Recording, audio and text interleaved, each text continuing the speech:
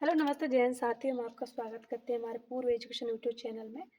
जैसा कि आप जानते हैं कि हमने हिंदी की शुरुआत की है, जो कि एमपी में उत्तर राज्य के सभी कॉम्पिटिटिव एग्जाम एवं जो छात्र छात्राएं जो कि 6 में 7 में 8 में 9 में 10th क्लास की जो अभी स्टडी कर रहे हैं, जिनके एग्ज़ाम आने वाले हैं, तो वो भी देख सकते हैं कि हिंदी का व्याकरण हमेशा एक ही रहता है। थोड़ा सा इतना ही फ़र्क आता है कि उसको हमको जो कॉम्पिटिटिव एग्ज़ाम की हम तैयारी करते हैं, उसमें थोड़ा गहराई से पढ़ लेते हैं। वही हम जो अदर क्लासेस के पढ़ते हैं, मान लीजिए 6 का पढ़ रहे हैं, 7 का पढ़ रहे हैं, 8 क्लास का, तो थोड़ा उसमें हम थोड़ा कम बेसिक से जाते हैं और कम गहराई में जाते हैं, ये मान के चलते हैं। तो उनका थोड़ा अगर समझ में नहीं आता है, कहीं भी दिक्कत आती है, तो हमारी क्लासेस दे सकते हैं। हमारी क्लासेस डेली कंटिन्यू रहेगी। आपकी किसी दिन अगर क्लास नहीं होती है, तो हम आपको पहले से ही सूचित कर दिया जाएगा। और बाकी का हमने आपके चैनल पे एक कम्युनिटी वाले पोस्ट भी स्टार्ट किए हैं।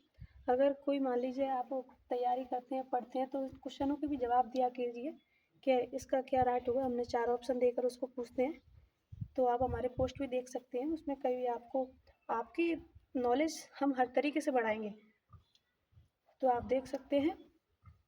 और पहले आपने देखा है कि कल हमने आपका क्रिया स्टार्ट कराया था। क्रिया में हमने जो स्टार्ट कराया था, उसमें आपने देखा कि क्रिया हमने छोटी सी क्लासेस में ली थी, क्योंकि हमारे सेटअप में थोड़ी सी प्रॉब्लम आ रही थी। कई बच्चों ने कहा था, कई विद्यार्थियों ने, कि मतलब हमें थोड़ा लाइट का प्रॉब्लम हो रहा है, क्योंकि उसमें अंधेरा हो रहा था। तो अभी आप कमेंट करके बता सकते हैं कि अभी लाइट का इशू है या नहीं है, या उसमें थोड़ा सा सुधार हुआ है या नहीं हुआ है।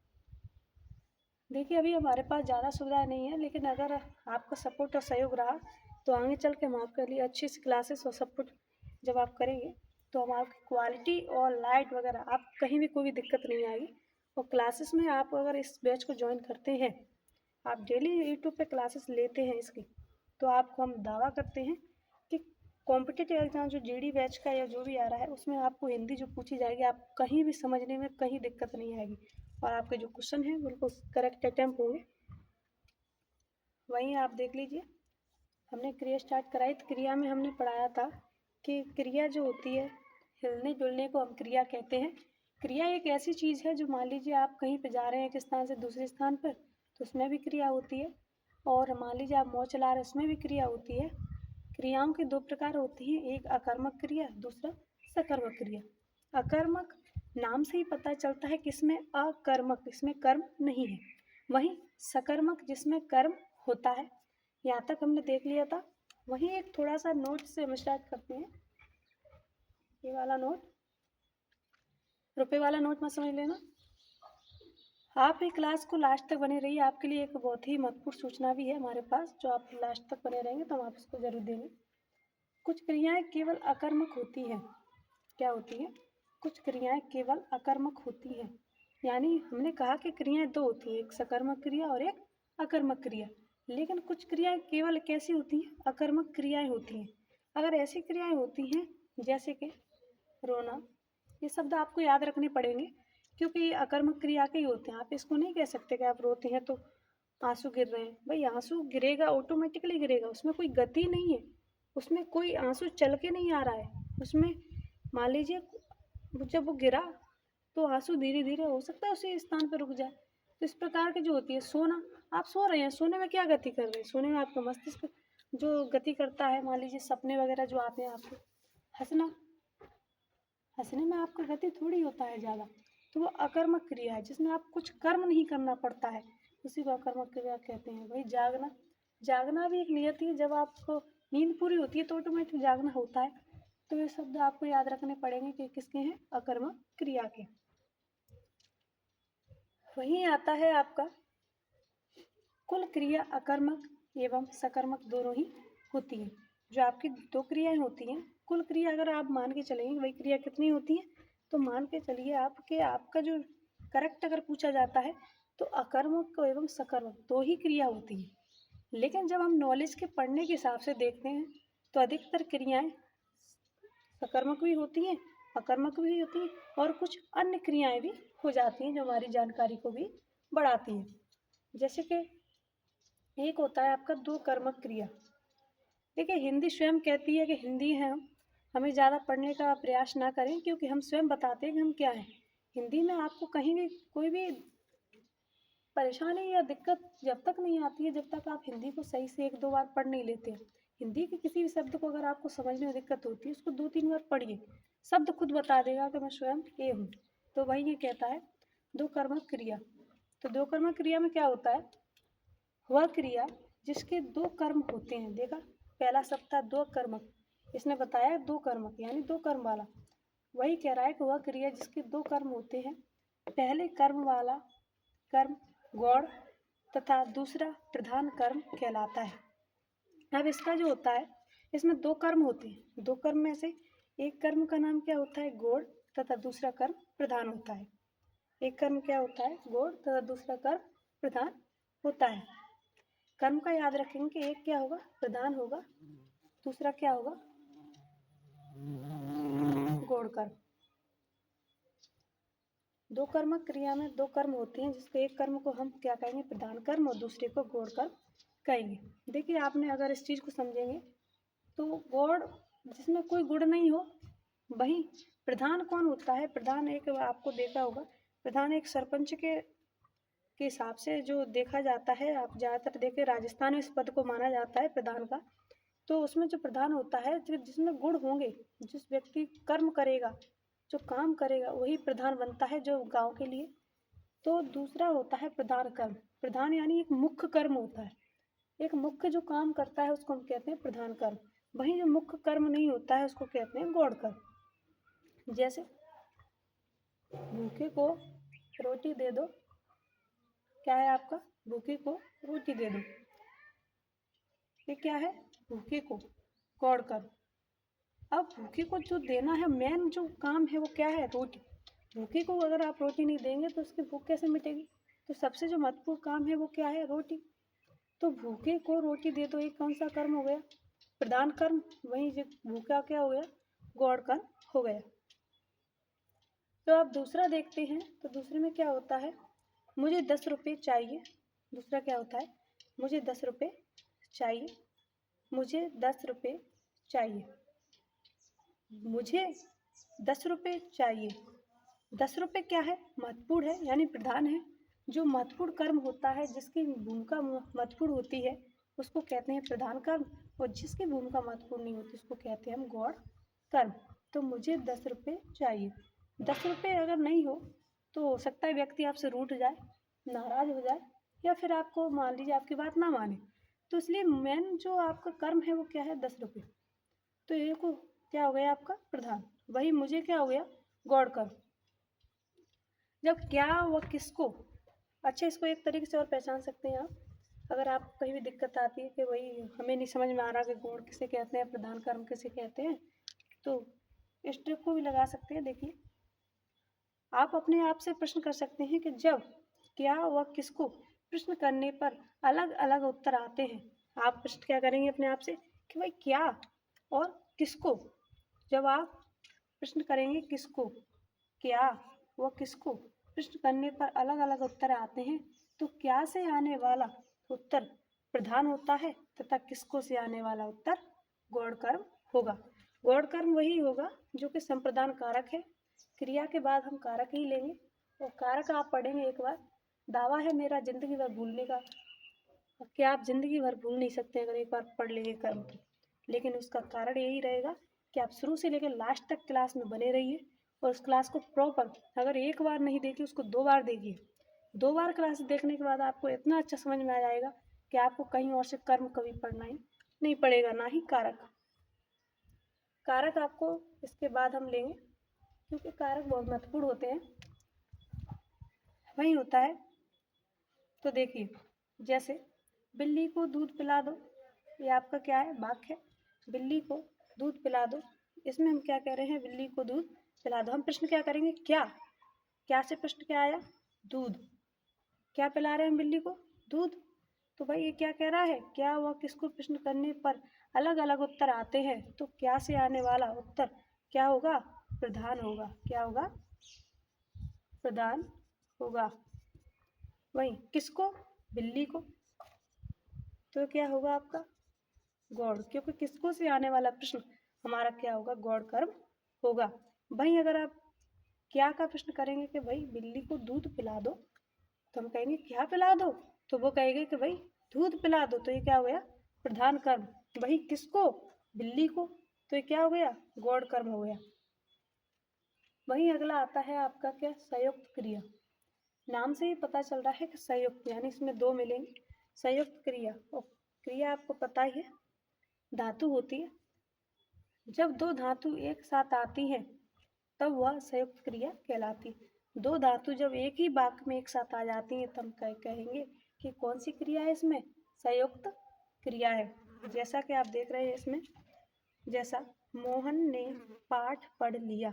और आपको एक चीज़ मैंने कल अच्छे से समझाई थी, अगर आपने नहीं देखी हो तो पिछली वाली क्लास जरूर देखें, जिससे आपको ये अच्छे से समझ में आएगा। वरना आप कहेंगे भाई ना तो इस क्लास के हाथ है ना पैर हैं, चल कहाँ से रही है। तो इसलिए जब भी आपको समझ में नहीं आए तो पहली क्लास जरूर देखें, क्योंकि हर चीज़ शुरुआत से समझ में आती है।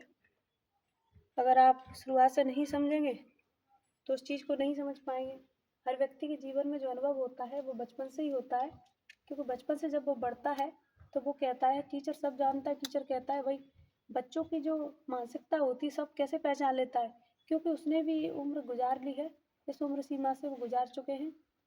तो उनका भी एक बचपन का दौर था, उन्होंने भी ये सारी चीज़ें की हैं, उनको भी पता है कि बच्चे किस तरीके से सोचते हैं, उनको कहाँ कहाँ डाउट रहता है, कौन कौन सी चीज़ समझ में नहीं आती है, तो इस वजह से वो अच्छे से समझ पाते हैं। तो जैसे मोहन ने पाठ पढ़ लिया, इसमें क्या है, ने को तोड़ सकते हैं क्या, नहीं तोड़ सकते, तो यानी ये धातु है। पढ़, ये भी एक धातु है। लिया, कंप्लीट कर लिया भाई, तो ये क्या है हमारा, पढ़ कॉमा लिया, इनको हम तोड़ नहीं सकते हैं। तो मोहन ने पाठ पढ़ लिया, दोनों धातु एक साथ आ गई इस वाक्य में, यानी इसमें क्या है, संयुक्त क्रिया है।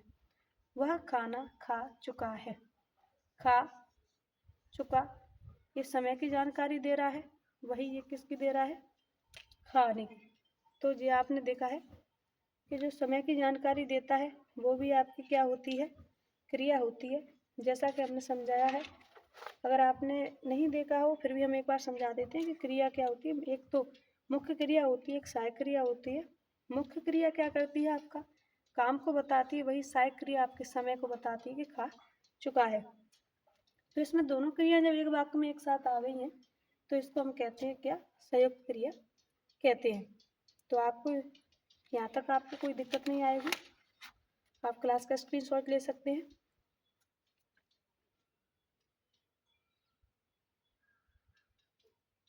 यहाँ तक हो गया होगा।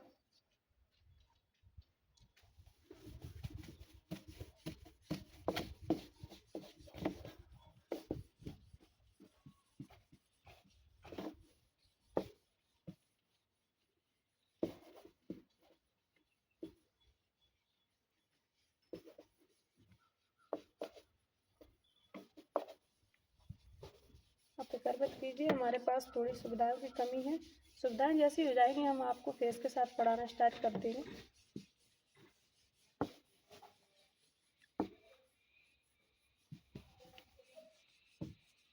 अगर समझ में आता हो तो प्लीज़ कमेंट करके ज़रूर बताइए, लाइक कीजिएगा पसंद आ रही है तो, ताकि आप जैसे कई स्टूडेंटों के पास भी क्लास पहुँच सके, जिनको पढ़ने की बड़ी इच्छा है लेकिन उनको सुविधाएं नहीं मिल पाती और क्रम से ज्ञान नहीं मिल पाता है, भटकते रहते हैं यूट्यूब पे, कभी इस चैनल पे कभी उस चैनल पे, लेकिन क्रम से उनको ना तो ज्ञान मिल पाता है ना ही वो। अगला है हमारा पूर्वकालिक क्रिया।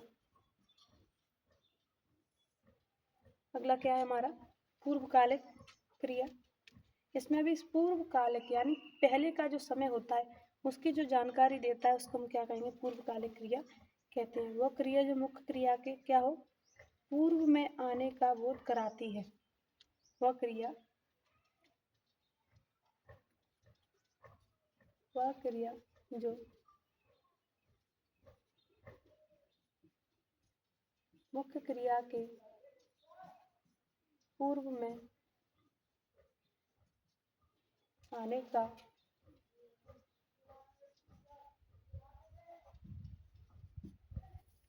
बोध कराती है, पूर्वकालिक क्रिया कहलाती है।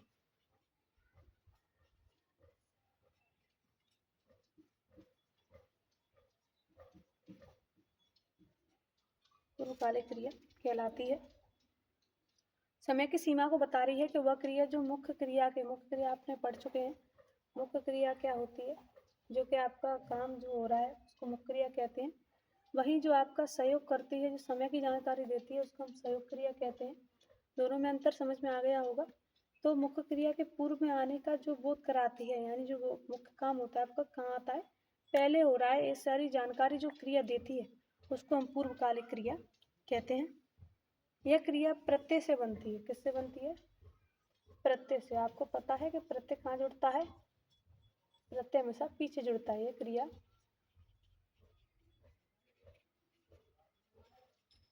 प्रत्यय से बनती है।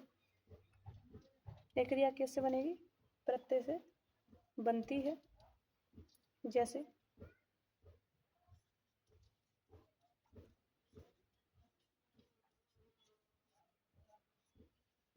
बहता हुआ पानी रुक गया। क्या है? जैसे बहता हुआ पानी रुक गया। इसमें जो बहता हुआ पानी है, इसमें समय के देने के, भाई जो पहले जो पानी बह रहा था, मान लीजिए कोई पानी जो बह रहा था, अब क्या हुआ है, वो रुक गया है। यानी वो जानकारी दे रही है रुकने की। किससे? जो पहले बहता हुआ पानी था, अब वो क्या हुआ है, रुक गया है। पानी की जो पहले समय की जो जानकारी पहले की दे रही है कि भाई पूर्व में जो काम हुआ है, जो आपका पानी जो पहले बह रहा था वो अभी रुक गया है, तो इसको बहते हुए पानी रुक गया। इस प्रकार की जो क्रिया होती है पूर्वकालिक क्रिया होती है। आपकी क्या होती है? पूर्वकालिक क्रिया होती है। दूसरा ले सकते हैं, वह पढ़कर सो गया। वो पहले पढ़ रहा था, लेकिन वो पढ़कर अब क्या हुआ, अब तो वो सो गया है। यानी हम समय जो काम अभी हुआ है उससे पहले की जो हम जानकारी दे रहे हैं उसको हम पूर्वकालिक क्रिया कहते हैं कि वह पढ़कर सो गया। पहले पढ़ रहा था, लेकिन पढ़ने के बाद वो क्या हुआ है, सो गया। तो यानी हम पढ़ने की जानकारी दे रहे हैं सोने से पहले। तो मुख्य क्रिया से जो पहले जो काम की जानकारी देता है उसको हम कहते हैं पूर्वकालिक क्रिया। जैसे अगला ले सकते हैं, शीला चलते चलते गिर पड़ी। जो शीला थी पहले क्या कर रही थी, चल रही थी, अब चलते चलते गिर पड़ी। तो शीला चलते चलते गिर पड़ी। भाई जो अभी जो गिरी है ऐसा नहीं है, उससे पहले वो चल रही थी, लेकिन चलते चलते क्या हुई, अभी गिर गई है। यानी जो समय की जानकारी पहले की जो दे रहा है उसी को हम पूर्वकालिक क्रिया कहते हैं। अगली जो आती है आपकी क्रिया प्रेरणार्थक क्रिया। क्या आएगी? प्रेरणार्थक क्रिया। इसमें प्रेरणा देती है, इंस्पायर करती है आपको। मान लीजिए कुछ चीज़ आप कर नहीं रहे, वही कहेंगे कि दूसरा व्यक्ति आपके दोस्त होंगे या कोई और, वही तू कर सकता है, तुझमें कोई कमी नहीं है। हौसला बढ़ाने वाले। हौसला ज़्यादातर लोग गिराने वाले ज़्यादा होते हैं, बढ़ाने वाले बहुत कम होते हैं। ऐसा आप अपने जीवन में जैसे जैसे बढ़ते जाएंगे आपको चीज़ समझते जाएगी कि आपको पीछे खींचने वाले कई लोग होंगे, लेकिन आगे बढ़ाने वाले लोग बहुत कम मिलेंगे, ना मात्र के मान के चलते हैं हम। तो वह क्रिया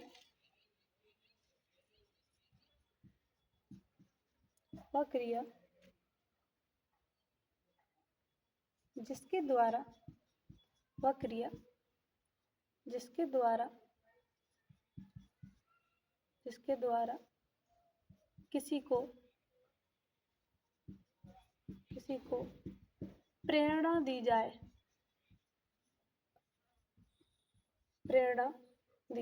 वह क्रिया जिसके द्वारा किसी को क्या दी जाए, प्रेरणा दी जाए, यानी किसी को हिम्मत दी जाए, भाई तुम ये काम कर सकते हो। तो इसी को हम क्या कहेंगे, प्रेरणात्मक क्रिया कहते हैं। यह दो प्रकार की होती है।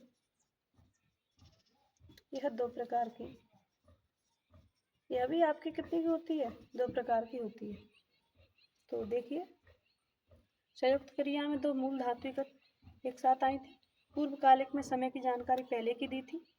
प्रेरणात्मक क्रिया में आप क्या दे रहे हैं, हम हिम्मत दे रहे हैं कि भाई वो क्रिया जिसके द्वारा किसी कार्य को करने की प्रेरणा दी जाए, आपका मनोबल बढ़ाया जाए कि भाई आप इस काम को कर सकते हैं, उसको हम कहते हैं प्रेरणात्मक क्रिया। यह दो प्रकार की होती है, जिसको हम कहते हैं प्रथम प्रेरणात्मक क्रिया, प्रथम प्रेरणात्मक क्रिया क्या है आपकी प्रथम प्रेरणात्मक क्रिया। प्रथम प्रेरणात्मक क्रिया क्या होती है, जहाँ व्यक्ति स्वयं को प्रेरित करता है। मान लीजिए कोई व्यक्ति है, जैसे कि आपको कोई दूसरा मनोबल बढ़ा रहा है, और कई व्यक्ति ऐसे होते हैं कि भाई तुम पे ये काम होगा ही नहीं, तुम क्या कर रहे हो फालतू के काम, तुमसे कुछ होगा ही नहीं। तो इस तरीके के जो काम होते हैं, दूसरों का जो मनोबल गिराते हैं, फिर वो स्वयं कहता है कि नहीं मैं तो कर लूँगा और मैं कर सकता हूँ, उसमें क्या कमी है। तो इसको कहते हैं कि स्वयं का जो मनोबल बढ़ाता है, स्वयं जो अंदर आत्मा से कहता है भाई कि मेहनत करनी हो जितनी करेंगे, लेकिन हम इस काम को कर ही रहेंगे। तो अपने अंदर से जो हिम्मत आप लाते हो और कहते हो कि भाई हम इस काम को करके ही रहेंगे, उसको कहते हैं कि भाई स्वयं को प्रेरित कर रहे हैं। तो प्रथम प्रेरणा आपके अंदर से ही आती है। मान लीजिए कोई व्यक्ति है और शराबी है, तो उसको समझाने वाले आप कई व्यक्ति ले आओ, लेकिन वो बिल्कुल समझेगा नहीं। वो कहेगा भाई मुझे तो दारू चाहिए, यानी आप कितनी भी समझा लो, वो कहेगा आज पी लेने दो कल से नहीं पियेंगे, आज पी लेने दो कल से नहीं पियेंगे। लेकिन जब उसके अंदर से नहीं आएगी ये चीज़ कि भाई मुझे ये चीज़ छोड़नी है, इससे मुझे कुछ नहीं मिल रहा, समाज में बदनामी मिल रही है, मेरे बीवी बच्चों को कई चीज़ें झेलनी पड़ रही हैं, तो इससे अच्छा है कि मैं इसको छोड़ दूँ। तो जब तक उसके अंदर आत्मा से चीज़ नहीं आएगी, वो उस काम को नहीं कर सकता है। तो वही होती है उसकी प्रथम प्रेरणा, यानी प्रथम प्रेरणा उसके अंदर से ही आती है। तो ऐसी क्रिया को हम कहते हैं जिसके द्वारा किसी कार्य को करने की प्रेरणा उसके अंदर से आए, प्रथम प्रेरणा तक कहलाती है। और इसमें एक जानकारी के लिए इसमें क्या आता है, इसमें परिभाषा लिख सकते हैं, जहाँ व्यक्ति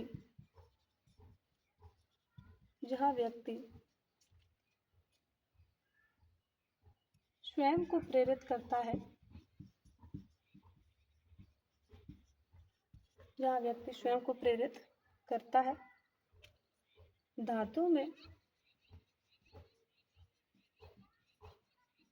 जो आपका शब्द होता है, धातु जिसको आप शब्द को तोड़ के उसका तोड़ेंगे तो उसका कोई अर्थ नहीं निकलेगा, तो वैसे शब्द को धातु कहते हैं। आपको पता ही है, जैसे खा पी मैंने समझा दिया है, लेकिन फिर भी हम साथ में लेके चलते हैं ताकि आपको दोबारा से समझने में कहीं दिक्कत ना हो। इसमें क्या आएगा, धातु में आना। आना क्या होता है आपका, जो धातु में आना प्रत्यय जुड़ता है, धातु में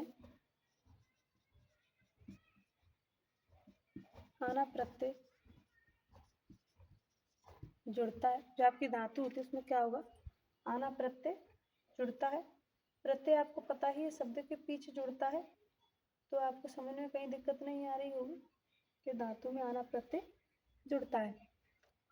अब ये देखिए, जैसे पढ़ प्लस आना बराबर क्या बनेगा, पढ़ाना।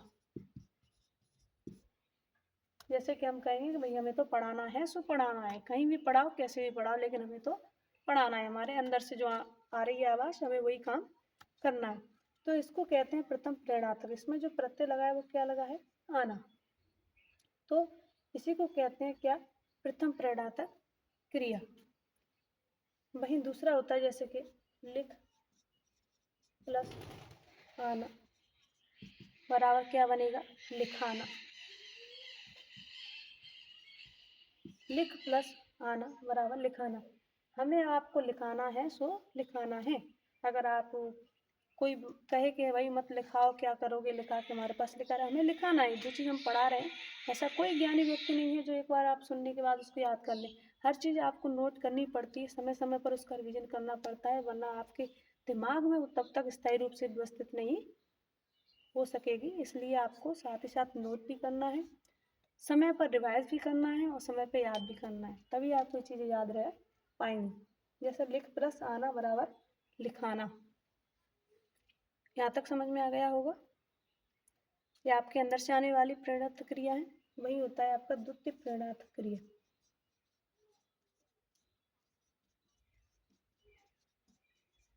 द्वितीय प्रेरणात्मक क्रिया। द्वितीय प्रेरणात्मक क्रिया में आपका जो होता है वह क्रिया जो दूसरों के कार्य के लिए प्रेरित करे। जैसे मान लीजिए हम दूसरे व्यक्ति को सलाह देते हैं कि भाई आपको एक काम करना चाहिए, या फिर हमें दूसरों से काम कराना है, उसको हमें कल काम पे लाना है, इस तरीके की जो होती है उसको द्वितीय प्रेरणात्मक क्रिया कहते हैं। तो वह क्रिया जो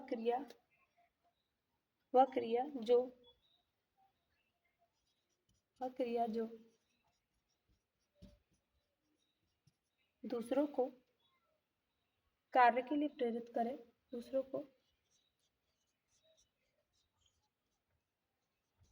कार्य के लिए प्रेरित करे, वह क्रिया जो दूसरों को कार्य के लिए प्रेरित करे, वह क्रिया जो दूसरे को कार्य के लिए प्रेरित करते, मान दूसरे व्यक्ति को हम हिम्मत दे रहे हैं कि भाई तुम्हें ऐसा करना चाहिए, तुम इस क्षेत्र में क्या कर रहे हो, तुम्हें तो डॉक्टर होना चाहिए, तुम तो इंजीनियर होना चाहिए, मैथ लिया है तो, तुमने बायोलॉजी लिया तो तुम्हें डॉक्टरी की तैयारी करनी चाहिए। इस तरीके से दूसरे को हम प्रेरणा देते हैं, इसको हम क्या कहते हैं, द्वितीय प्रेरणात्मक क्रिया कहते हैं। इसमें जो प्रत्यय होता है, इसमें बाना प्रत्यय, इसमें बाना प्रत्यय जुड़ता है। देखिए प्रथम जो प्रेरणात्मक थी उसमें क्या प्रत्यय जुड़ा था आपका, आना। वही द्वितीय प्रेरणात्मक क्रिया जो है उसमें क्या जुड़ा है आपका, बाना।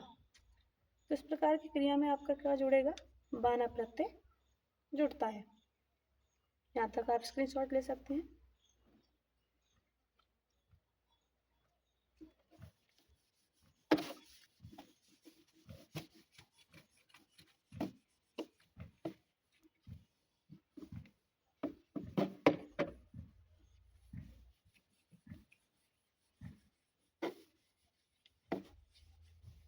आपको कहीं भी क्लासेस में कोई भी दिक्कत आए तो हमें ज़रूर बताइए कमेंट में। लाइट का ज़रूर बताना हमें कमेंट करके कि आपको लाइट सही है या नहीं है क्लासेस में। देखिए हमारे पास सुविधाएं कम हैं, लेकिन हम पूरी कोशिश कर रहे हैं कि आप तक हम अपनी एजुकेशन और शिक्षा पहुंचा सकें। देखिए अब अगली क्रिया होती है आपकी कौन सी, नाम धातु क्रिया।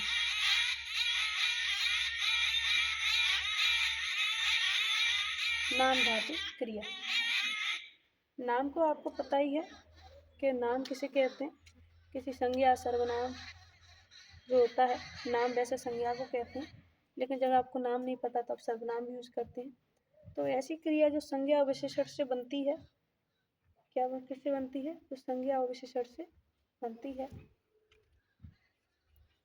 ऐसी क्रिया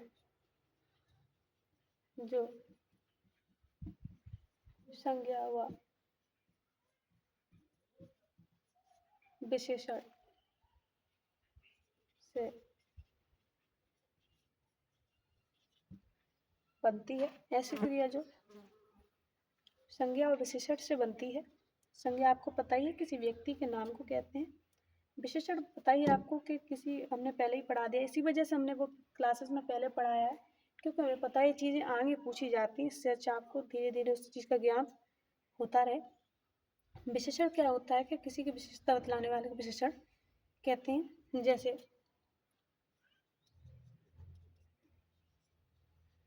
कमरा गर्माता है। अब इसमें जो गर्म है संज्ञा है और विशेषता बता रहा है, तो उसमें ता लग रहा है, क्या है, कमरा गर्माता है। संपत्ति दूसरा है, संपत्ति हथियाली। कोई व्यक्ति धोखे से अगर किसी की जायदाद अपने नाम कर लेता है या जायदाद पे साइन वगैरह ले लेता है, तो वही कहते हैं भाई इसने हमारी जो ज़मीन है वो हथिया ली या फिर कब्जा कर लिया। भाई कमरे में अगर आप देखेंगे ज़्यादा गर्माहट ऊष्मा वाली जो चीज़ें रखी रहती हैं, तो कमरा तेज़ तापमान के कारण गर्म हो जाता है। तो हम कहते हैं भाई पहले जो गर्म था वो संज्ञा था, लेकिन अब गर्माता है विशेषण है, क्योंकि उसकी विशेषता क्या है, गर्म होना। तो संज्ञा और विशेषण से बनती है। जैसे कमरा गर्माता है, संपत्ति हथियाली, इस तरीके के जो शब्द आते हैं आपके क्या होते हैं, नाम धातु क्रिया होती है। तो आपका जो क्रिया है वो समाप्त होता है।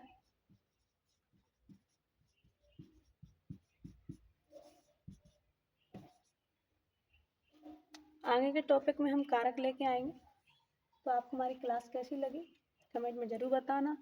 पसंद आए तो लाइक करना, और बाकी आप इसको सहयोग बनाए रखिए, सपोर्ट बनाए रखिए, और साथ में चैनल को सब्सक्राइब जरूर कीजिएगा, क्योंकि आप तक सब्सक्राइब अगर आप करते हैं तो हमारी जो भी क्लासेस होती है जल्दी ही आपके मोबाइल पर सीधा नोटिफिकेशन पहुंचता है और आपको पता चलता है कि हमारी क्लास डल चुकी है। तो आप उसको तुरंत पढ़ लेते हैं बिना समय बर्बाद किए।